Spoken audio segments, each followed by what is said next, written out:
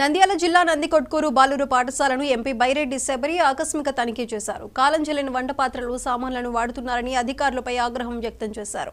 కాలం చెల్లిన సరుకులు ఎందుకు పెట్టారంటూ ఎంపీ నిలదీశారు. మిడ్ డే మీల్స్ సరిగ్గా వండటం లేదని, ఈ భోజనాన్ని పిల్లలు ఎలా తింటారని శబరి అధికారులను మందలించారు. అనంతరం బాలికల పాఠశాలను తనిఖీ చేసి మధ్యాహ్న భోజనంపై విద్యార్థినులతో మాట్లాడారు.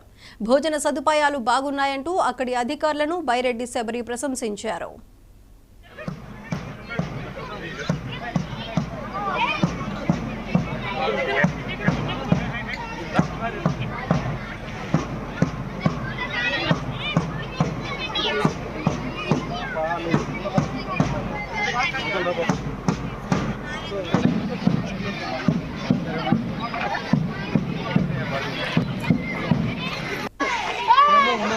నువ్వు బాగా చేస్తున్నావు.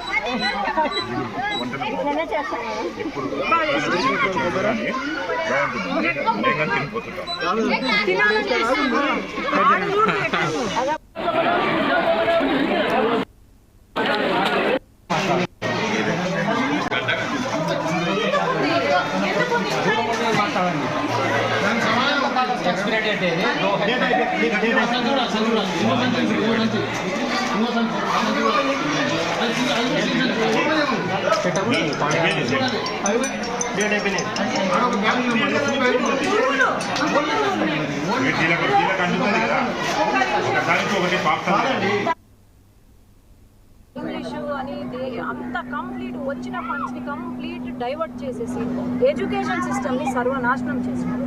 ఎందుకంటే ఈ ప్రీ ప్రైమరీ స్కూల్స్ ని హై స్కూల్స్ లోకి క్లబ్ చేసేదాన్ని బట్టి మనకు వచ్చిన ఇన్ఫర్మేషన్ ప్రకారం దాదాపు మన రాష్ట్రంలో 2500 స్కూళ్ళు మూతపడిపోయింది.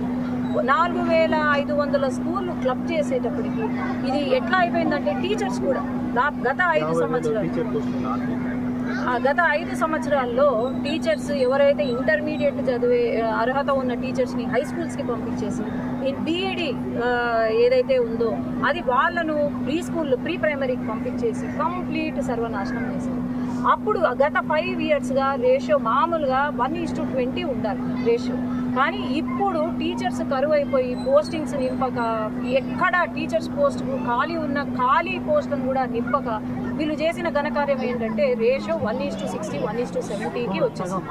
ఇక్కడ క్వాలిటీ అనేది కంప్లీట్ పోయింది. ఎడ్యుకేషన్ క్వాలిటీ చంద్రబాబు నాయుడు గారు మొట్టమొదటిసారిగా సీఎం అయిన తర్వాత, లోకేష్ గారు ఎడ్యుకేషన్ సెక్టర్ తీసుకున్న తర్వాత ఫస్ట్ మాకు ఇచ్చిన ఆదేశాలు ఏంటంటే కంప్లీట్గా స్కూల్ సిస్టమ్ని మనము ముందుకు తీసుకెళ్ళాలి.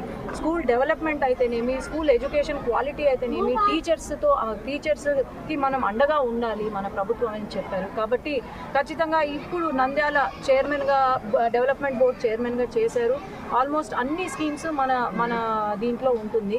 కాబట్టి ఖచ్చితంగా ఒక్క రూపాయి కూడా దాన్ని డైవర్ట్ చేయకుండా ఎక్కడ పెట్టాలో అక్కడ అందరికీ సరిగ్గా అందేలాగా చేయడమే నా బాధ్యత. ఎందుకంటే నన్ను నమ్మి ఇక్కడ లక్షలాది మంది నాకు ఓటేసి గెలిపించారు కాబట్టి I'm answerable to every person. ఖచ్చితంగా ఎడ్యుకేషన్ సెక్టర్ని నంద్యాల పార్లమెంట్లో టాప్ 1గా మార్చబోతున్నాను.